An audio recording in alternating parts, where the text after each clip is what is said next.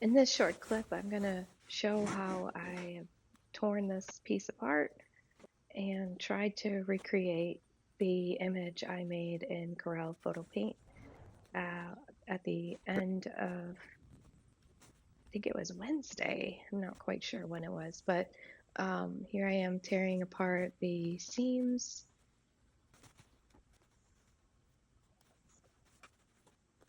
Piecing at the bottom was not something I was fond of. However, I am interested in continuing to play around with some of these pieces that didn't make it into the final and seeing what I can do with them. And now I'm going to cut the darker piece off what was the top and move it to the opposite side. But first, that extra dark little piece needs to be removed and replaced with a lighter pink portion,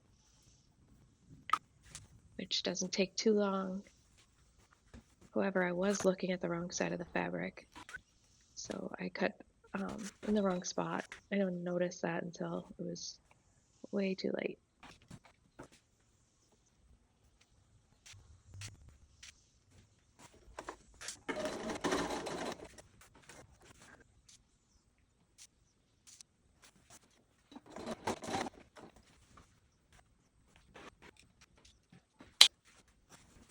Now at the bottom, I'm going to do similar thing. Um, get rid of that purple piece, bring in some more of the blue, cut part of my absolutely favorite part off. Um, I just love the greens and blues next to each other and them juxtaposed next to the pinks, but there's plenty of fabric to continue playing with.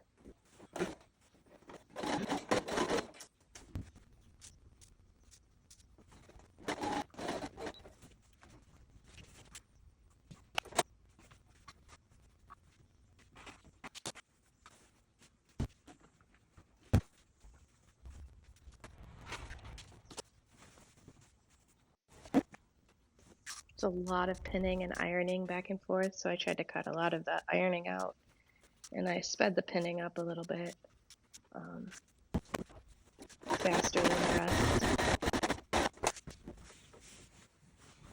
And here's the piece after I ironed it for the most part, and it's really looking at all the colors.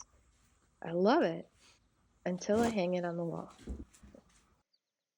And on the wall, I don't like the bottom at all. And my friend, I sent her a picture of it, and she suggested I hang it upside down. And when I did that, I wanted to hide the dark top part. And I absolutely love her suggestion of hanging it upside down.